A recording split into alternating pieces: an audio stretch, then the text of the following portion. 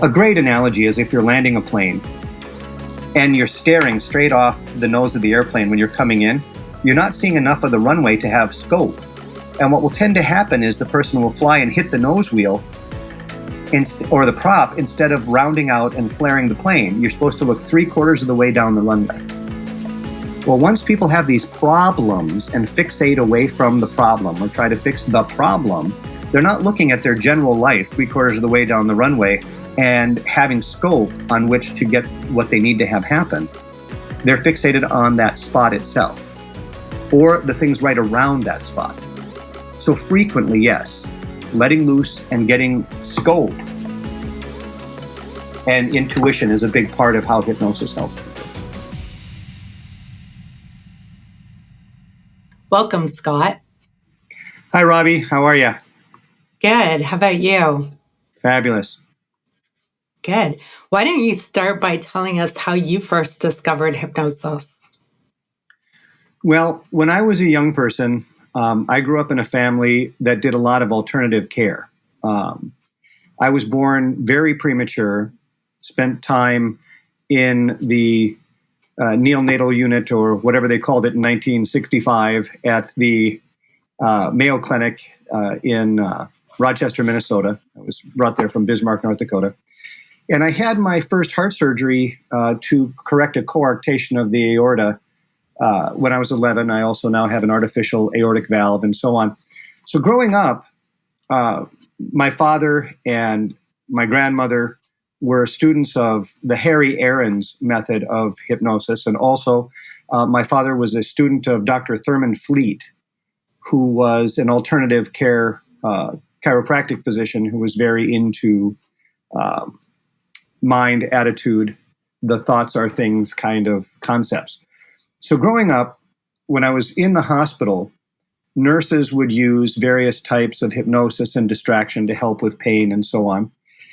And I became very interested in it based upon, well, essentially escapism. I mean, I was not feeling all that great at certain times and was overwhelmed either physically or going through the high blood pressure of those situations and whatnot. And hypnosis provided a way of chasing outcomes and sort of ignoring obstacles for a period of time as a kid. And some of that was fantastic, and some of it was more like having an attention issue, because I wouldn't be paying attention to what I needed to be doing. But the basic idea is that I, of course, believed in the use of hypnosis, monoideism, fixated attention, because of the experiences I had as a kid. And those experiences included noticing that you could get next to pain and have it sort of over here or move it and sort of change your perception of pain. And that's where it began for me. Over the years, of course, done a lot more than just pain management. But yeah, there's that. One of the biggest reasons I was excited about it is I knew that it had helped me, well, feel better. Great.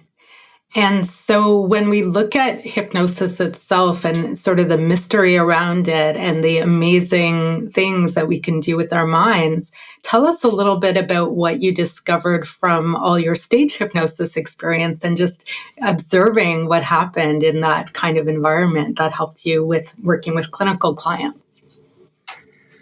Well, the thing that most clinicians have not experienced that stage hypnotists of any skill set do experience is that in a stage hypnosis show, you're taking people through routine after routine after routine. So if you think about Al Krasner's concept of that all of the ways that we used to test the depth of hypnosis, he called them convincers instead of depth tests. And that was a very good way of referring to it, because the more we have said yes, the more that we have taken action on suggestions, essentially the more likely we are to respond to the next suggestion. So what demonstrational hypnotists know that many clinicians do not know is that at the end of that hour show, responding to each and every suggestion, those people are much more responsive and profoundly more likely to show dramatic symptoms of hypnosis than someone in the clinic who's gone through a couple of little physical and emotional suggestions. And so they tend to be better at recognizing the symptoms of hypnosis, the hypnotic masking, eye flutter, fixated gaze, literal interpretation of suggestion, reddening of the scleras of the eyes. When frequently in a clinic, new clinicians could really use that kind of experience, certainly.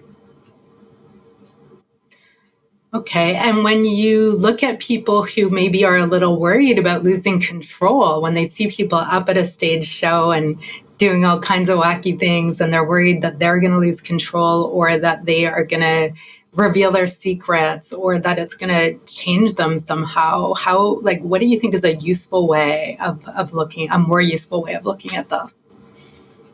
Think about it like this. Life is a never-ending experience of finding out how to surrender control.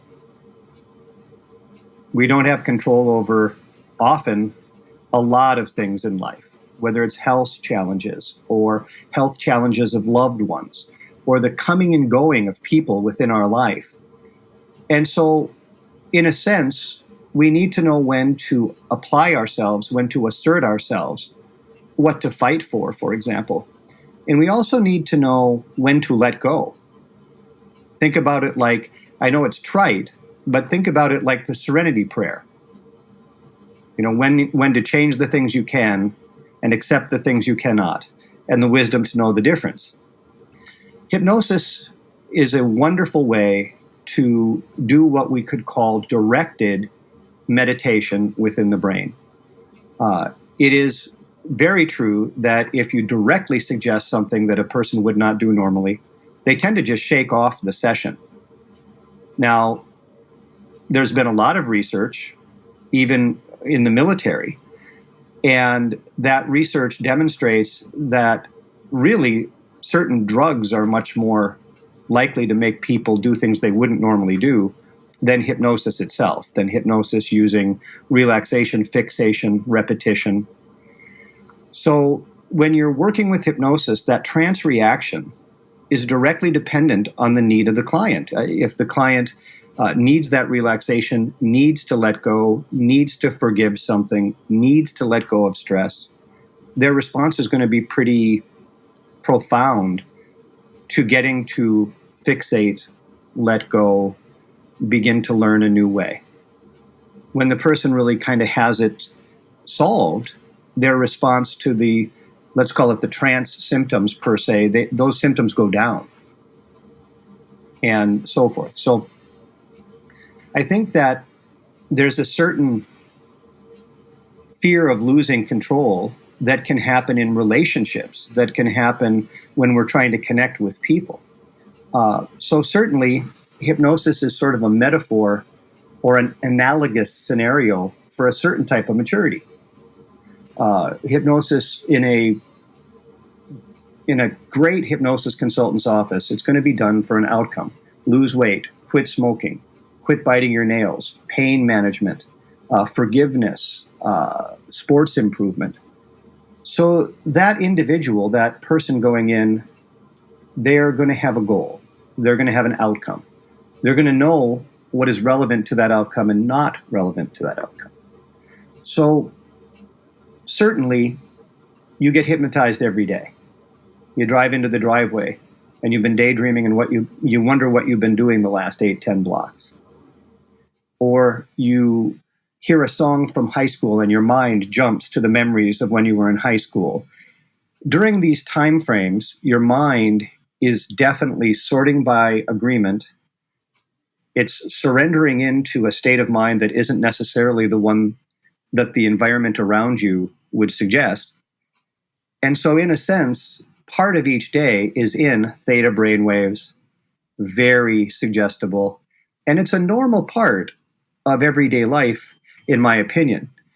Now, there's lots of theories on what hypnosis is, but really, in a hypnosis consultant at an office point of view, it's inducing belief through suggestion to help a person take the appropriate actions for their outcome. It's inducing a belief through suggestion that causes the person to be highly likely to take the actions to get their outcome. And it's really that simple.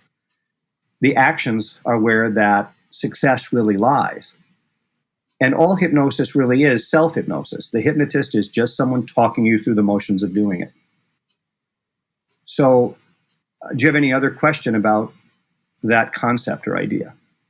So how I look at it is when we're using hypnosis to help us get outcomes, we actually have more control over our lives, because when we're not using it, we're really just repeating old hypnotic trances that we started doing probably when we were a little kid, and it's totally out of our awareness. So when we identify something we want to change, and we get this kind of help and feedback, that it actually gives us more control and more choice. Many people in the NLP movement agree with your point of view and state this: you're really there to get unhypnotized from a routine that you have. And certainly I understand that point of view and agree with you. And it helps that client to understand that they're in a routine that they may want to change. But I think that there's also some incredible wisdom in the idea that all change works based upon the stages of grief. So the person is in denial, then they're angry that they have to change something, then they're debating on pieces of it, then they're sad, and then they're finally in acceptance. So some of the time, just getting that person to safe acceptance of what's going on and the need to adapt is a huge point in itself. So I agree with the idea that they're technically there to get unhypnotized from a routine that isn't working. And I still think there's some incredible healing in the idea of knowing when to let go. When it's safe to let go. Right. So what you're saying is that the experience itself is healing. It can be. It helps you become more flexible. It's a growing experience in and of itself. Right. Mm-hmm. Think about the modern world and the amount of change that's happening. It tends to make the entire population, relatively speaking, hyper vigilant, hyper intense. Eventually, that does change everything from adrenaline to cortisol to the way your body is producing or eating up its own hormones and so forth. So yes, knowing how to let loose, knowing when to relax, knowing how to control your thoughts, meaning whether you're picturing things or talking to yourself in your head, all of the various skills and disciplines of hypnosis are, well, they're more necessary now than ever, certainly. And when you go see a skilled hypnotist who has good intentions, then their focus is going to be on the client's outcome. And so that helps to keep you safe, because we're focusing on what you actually want to change in your life. Well, keep in mind that most modern hypnotists work, whether they're online or in an office, with video and audio records of everything that takes place. And they do that for the safety of the client and the hypnotist, and that's kept in a confidential video record. Sometimes they're used for training purposes if the client has signed a release to do so. But what a lot of people don't know about hypnosis is that the details of what happened aren't really the way that hypnosis helps people change. A way to put it is a knowledge of content is not required in order to facilitate behavior change. The details of what happened are not actually how a person adapts to chase what they need to do next, or to heal, or to let go, or to forgive. The details of what happened aren't really what helps them to change. And often the details and dramas of what people think happened are how children manipulate their world to create enough drama that they technically don't have to mind anyone. So it's important to have an outcome or a goal for the future. And hypnosis really helps people to do that, rather than keep a forensic reaction redundantly to what has happened so far. And so we're looking at what needs to happen next. And we look at things in terms of big picture archetypes or patterns of people and the whole human experience in a big picture way. And so it's really not necessary to share any secrets or what or what might have happened in the past to have change. Yeah, and sometimes, you need to understand a general idea, but I think what I'm saying is that it's not as though there's all kinds of secrets on those videos in the record, is what I'm really saying, because the method is very different than, say, traditional counseling or psychotherapy, which has a different set of theories and approaches.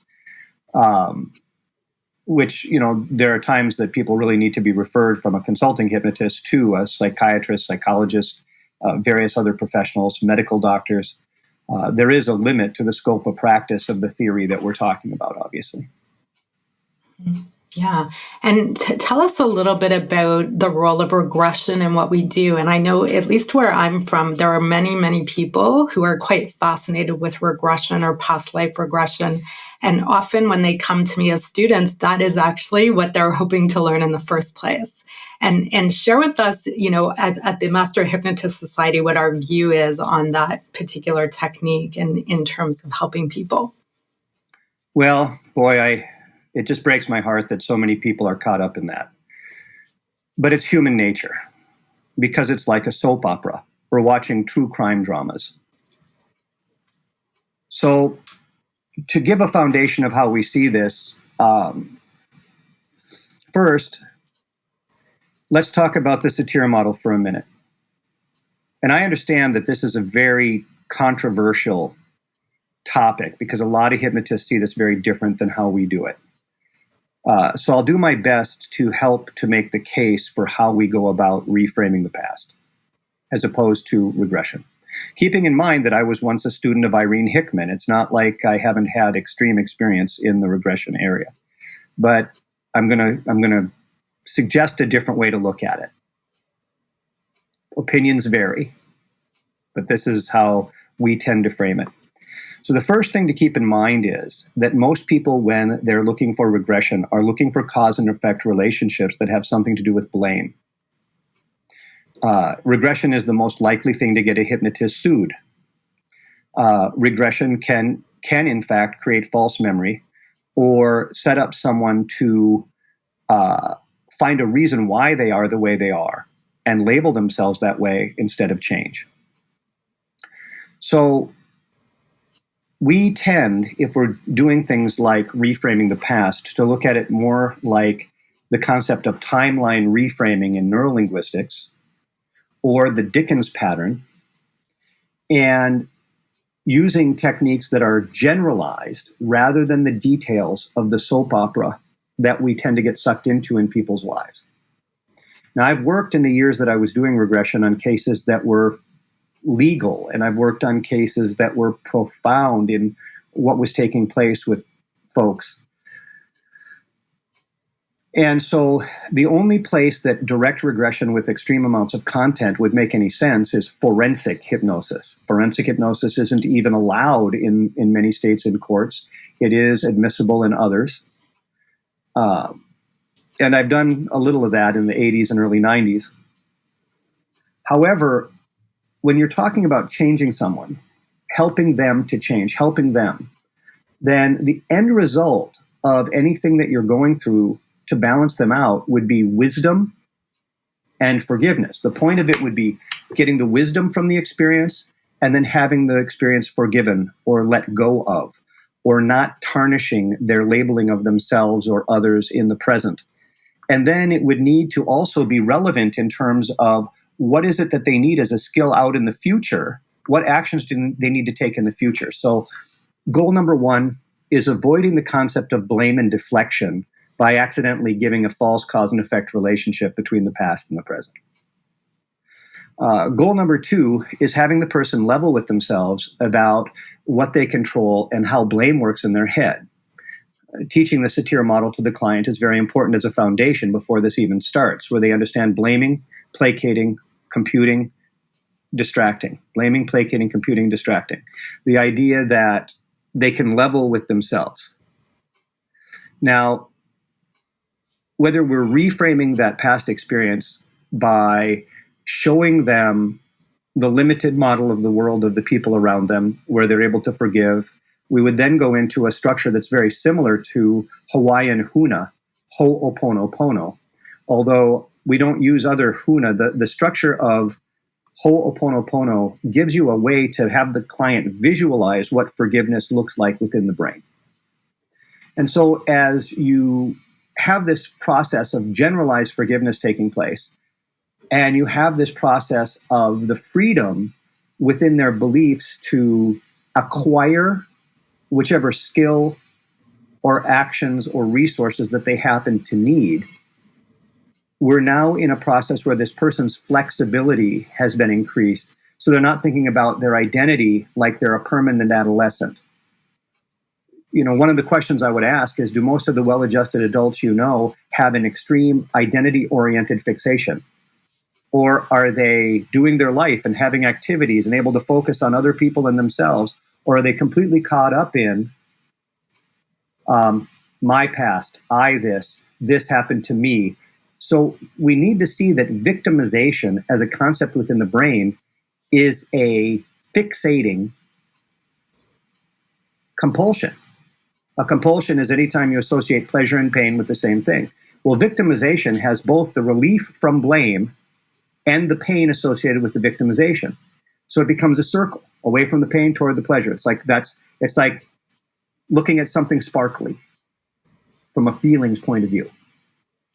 So knowing that,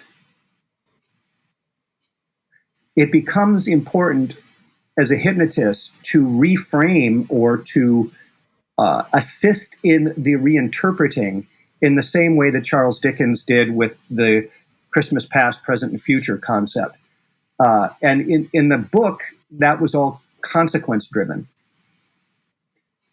In real life, in a hypnosis session, it has to be reward and success driven with an understanding of the consequences if the actions are not taken. But just finding a cause and effect relationship from the past is not healing in itself.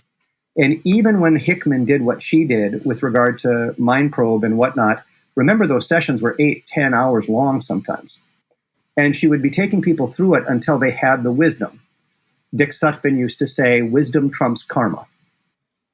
And so the thing that you got here with this, us being fascinated with the soap opera of what happened in the past, where we're wanting to be the saviors of these people, that is not healthy for the hypnotist to believe. We don't want the hypnotist to be the Messiah martyrs, not handling themselves well. Secondly, we don't want the client to believe, well, of course I'm this way, this happened. We need there to be 3 to 5 different ways of interpreting how to move forward in a useful and powerful way. And that isn't what happens when they nail down a cause and effect relationship that they start to think of as part of their identity. So are we giving resources, or are we giving reasons why the problem is there? And I think that we at Master Hypnotist Society have seen different outcomes, different results, and different enthusiasm from an approach that recognizes this, that reframes this from the screening. And that's how I see it. I believe we need to be outcome-oriented. I believe that we need to be forgiveness-oriented. I think things need to stay more general than most folks think about it. And I, to some degree, think that's consistent with Erickson and a few others as well. So it's really, this experience is helping people discover that they can see things totally differently, and that they can stand back and look at the big picture and appreciate their outcomes from a different point of view, and recognize when what they're doing is actually getting in the way of their outcomes, and learning how they can change that themselves instead of thinking it's about circumstances. Well, I would caution against thinking that it's really reason-based. I think it's more like scope-based. It's like if someone is, a great analogy is if you're landing a plane and you're staring straight off the nose of the airplane when you're coming in, you're not seeing enough of the runway to have scope. And what will tend to happen is the person will fly and hit the nose wheel or the prop instead of rounding out and flaring the plane. You're supposed to look 3/4 of the way down the runway. Well, once people have these problems and fixate away from the problem or try to fix the problem, they're not looking at their general life 3/4 of the way down the runway and having scope on which to get what they need to have happen, they're fixated on that spot itself or the things right around that spot. So frequently, yes, letting loose and getting scope and intuition is a big part of how hypnosis helps people. Yes. Great. And talk a little bit about the role of biochemistry and all this, and how when we go into a state of hypnosis, it actually physically helps our body change so that we can have a bigger scope. Well, think about it like this. If you're running from a lion in the jungle, that's all you're thinking about.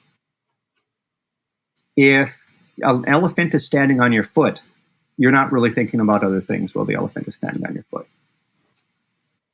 So we say that there are two propellant systems, away from pain and toward pleasure. So you can think about it like away from problems and toward solutions or joy or pleasure or whatever. So then you've got the identity in there. But your biochemistry is going to change if you're running from a problem. You're going to get hypervigilant, you're going to be fixated, and the chemicals in your body are literally going to fixate on fight, flee, or freeze. Whereas if you have the consequences a little bit, but you're mostly chasing the outcome, your biochemistry is going to give you possibility in the sense that the urgency on your head from, adrenaline, cortisol, yada, yada, blood pressure, all that's going to come down, and you're going to be able to see a variety of options, possibilities. So it's state-dependent memory. And the easiest way, and state-dependent resource. So let's say you are drinking a ton of coffee while you're studying for a test, and you don't have any coffee when you take the test. Well, you'd have a harder time remembering because your brain chemistry isn't going to match when you were learning it. So there are all kinds of substances that are like this. Everyone understands what a blackout is when someone has had too much to drink. Yet often they have not been educated in the subtlety of how different moods change that brain chemistry. And you don't always have access to all of your talents or your skills or your abilities if your mood changes. So frequently, as you're doing hypnosis, as you're learning state of mind acquisition, you are impacting directly what happens to be secreted by the glands, what the brain chemistry is, which neurotransmitters are involved, and making it more likely to have a greater freedom of choice in the long run, actually.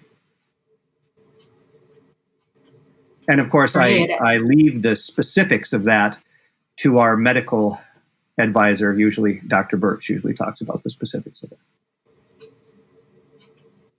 And it's really frequent that we have clients either in the clinic or at a stage hypnosis show who, by the time they're done, they've never been so relaxed in their whole life. And they are seeing things totally differently as a result of the experience. Well, there's a very specific reason for that as well, and that's because when someone gets stressed and they stay stressed for a long time, this starts to feel normal. And then if they get a little more stressed, after a while, this starts to feel normal. So the two things that I've been involved with where they're just shocked because they actually go all the way back to par is when I was in massage therapy and hypnosis, where it just boggles their mind that they finally are like, loosey-goosey and okay, and that is a powerful experience. And it's sort of like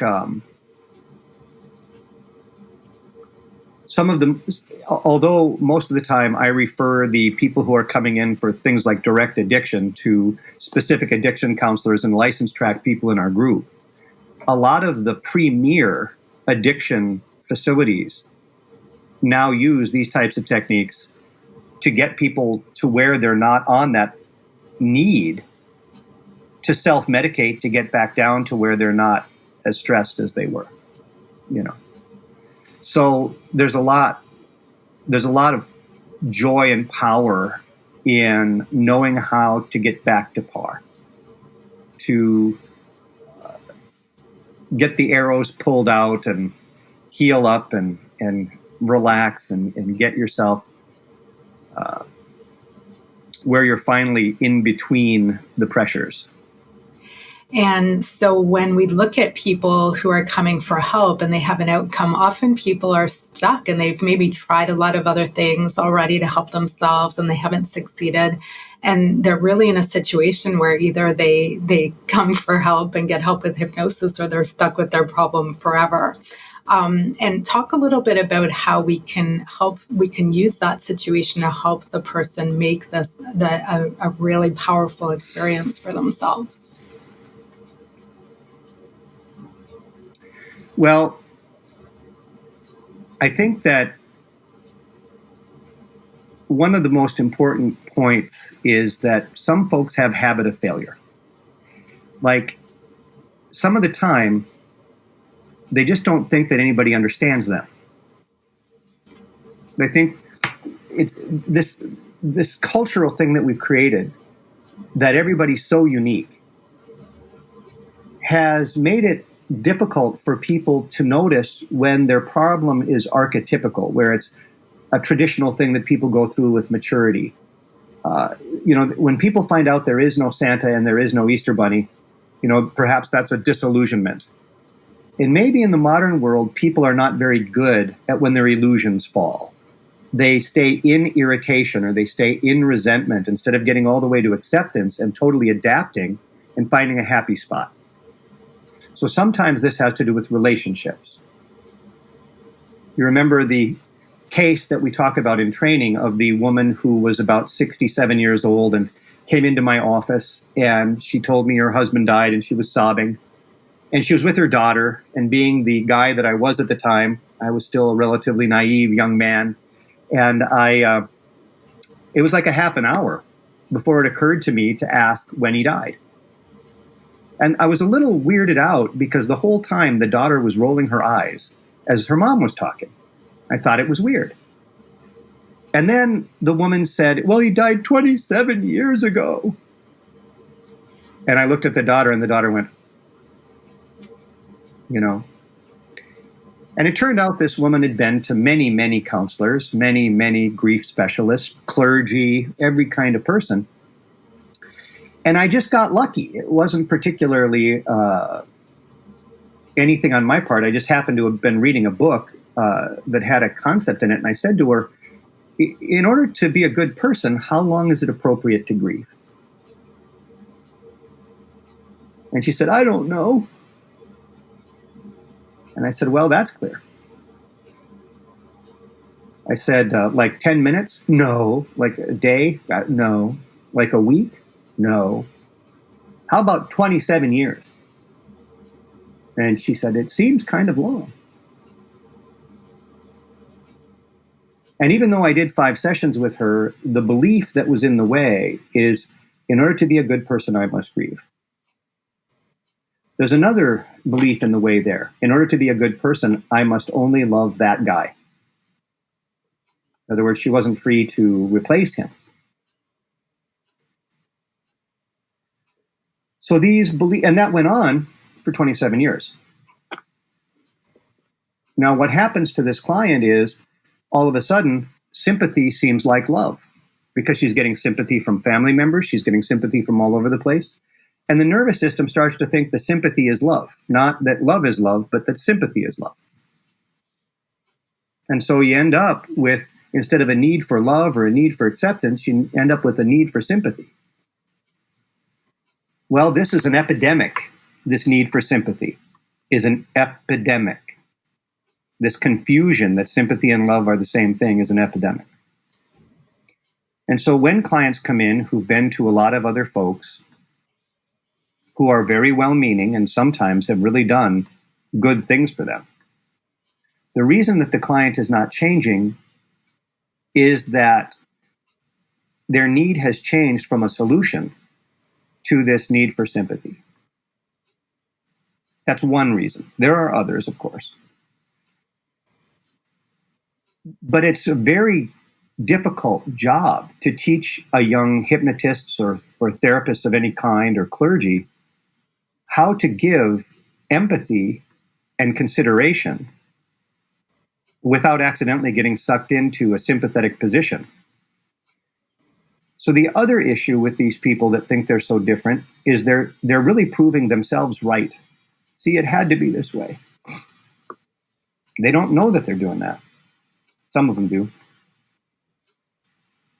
So the question is how to prove through the actions that happen during the session, how to prove through the actual evidence that is in front of them, and have them actually receptive to that evidence. And that's what that fixation, relaxation, repetition, and being in a different pattern and environment give a unique opportunity to make points that were just bouncing off that individual at other times. So this common belief in the self-help industry or in the help industry is that everybody has everything they need inside them in the first place. And we really look at things quite differently because we see that people actually do need feedback. They need to have a different frame put around what they're doing or a pattern interruption. And sometimes people who look at hypnosis as that rapport is a very important part of hypnosis have a hard time wrapping their mind around this because sometimes we really need to break rapport to get a point across or to get them to shake things up enough to see things differently. Yeah, think about it like this. What's inside of us is like organs and pus and brain matter and goo and blood. What's inside of us is not answers. You know, the answers are literally all around us, and they are perceived with our senses from outside of us, whether it's emulating another person or rehearsing. What's the best way to change in the world is rehearsing the new way you want to do it over and over again. And so this misconception that we're proving ourselves permanently, like we're permanently adolescent, it's very unfortunate that entire concept has happened. And it has a point that's this big, that belongs in the lexicon somewhere, that has somehow become this big. So Will Horton changed the presupposition in NLP of everyone has all the resources they need in order to change to everyone either has them or that they can get them. That's the way he expresses it. I think the way that I see it is that everything is learning. And this hypnosis or NLP or reframing or forgiveness, frequently, it's just learning. I know we want to make it all, woo-woo, but sometimes it's just learning something. So one of the things that we talk about in terms of our philosophy of helping people is that sometimes when you're in the bottle, you can't read the label. So as the hypnotist, we have that outside point of view, and our role is to be able to see where the person's at and see where their outcome is and how do they need to change, or what resources do they need to develop to actually get that outcome and to be their guide through that process. So talk a little bit about that. Modeling self is a classic NLP skill that weirdly almost nobody learns in NLP. I don't know why that is. It's not like it's not covered. It's not like the little pods that people work in don't have an objective position and two people doing the techniques where you're supposed to be switching and getting an observe the idea that you can get an objective position on yourself. So the idea is that you're learning to step out of yourself and look back at you without any fear of shame. And then decide whether the patterns and activities you're watching match your outcome or don't match your outcome.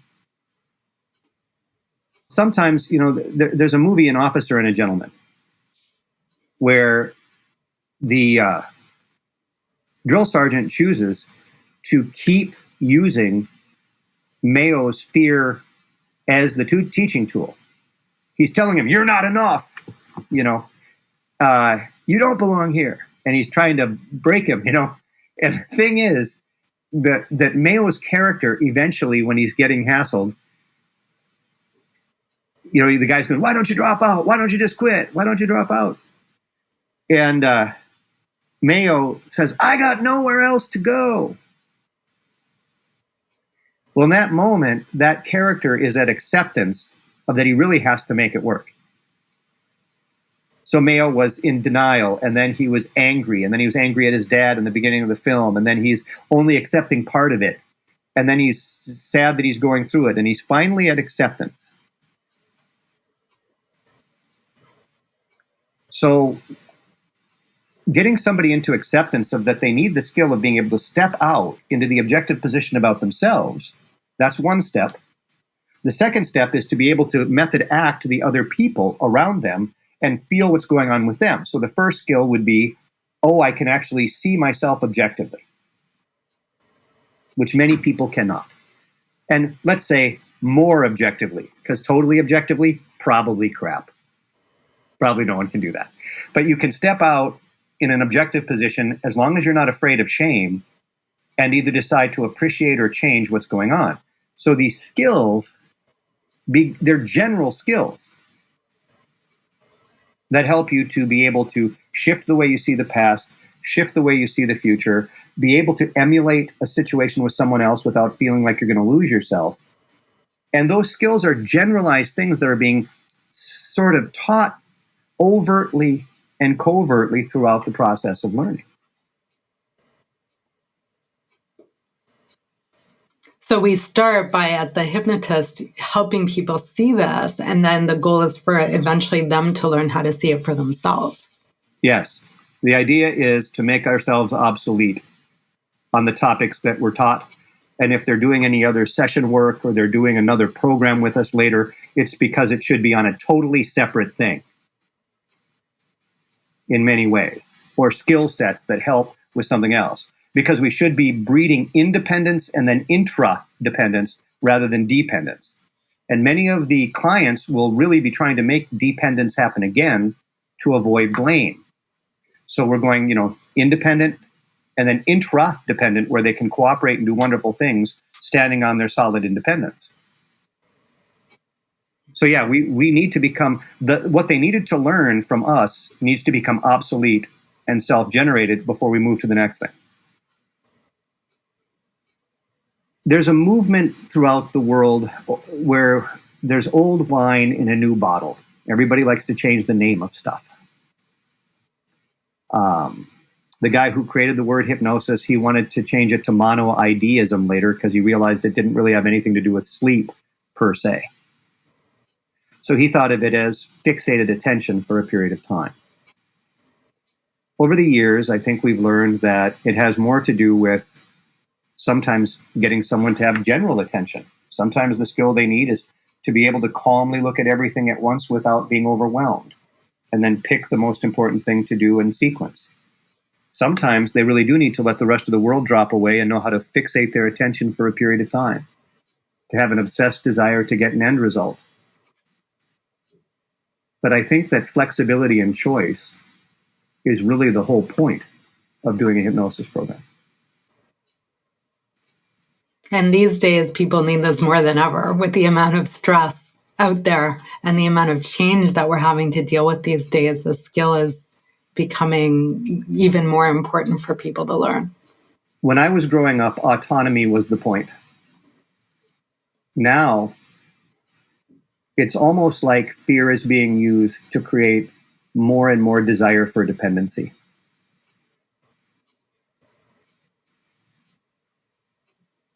The ecology of each person's life dictates what it is they're asking for. And as a hypnotist or as a neurolinguist, your first real issue is this in my scope of practice, or should I refer this out? But yes, right now, people do need tools. They need to know how to run their own head, their own heart, and their own outcomes in a world that is changing very fast. That is certainly true. When clients are thinking about going to a hypnotist, what you're looking for, hopefully they have a lot of reviews or testimonials or endorsements that you can read, where it's really just past clients telling you how they did great. Because the roadmap for the attitudes and values to get your goal are probably right there in the story of that person who already succeeded. The checklist is probably right in there. And so wherever you learn what you need, just be open to getting it. Well, you and I both knew a guy named Yarnell, and his comment was, thought without action is simply irrational thought. Deepak Chopra, it is not enough to know, it's only enough to know and do. Tony Robbins, the magic is in the actions you take. But you know that Russ and I had a very contentious relationship, and I would just mention that I love that slogan. Thought without action is simply irrational thought. It's a really great way to sort of trap you into saying, do it or it doesn't exist. Scott, just share with people how people can get in touch with you if they would like more information. You can always go to hypnosisconnection.com and use the phone numbers there, or connect on any of the social media platforms. We're on all of them. Love to hear from you. Join us for next week's podcast, where you will get to hear from psychologist Dr. Daniel Bureau. Unsatisfied with the results he was getting from traditional psychology, Dan has spent many years traveling the world over looking for better ways to help people heal and change. He will be giving us a sneak peek of his soon-to-be released book, A Bigger Picture, where he shares his discoveries about how the amazing power of hypnosis helped him finally heal himself. Remember to click the button to subscribe, and please leave us a review so you can help others to benefit from the podcast too. Until next week. You've been listening to The Hypnosis Show with Robbie Spear Miller. Tune in next time to learn more about how you can change your life with hypnosis. And if you are interested in learning more about training opportunities, go to hypnosistrainingcanada.com and schedule a free consultation.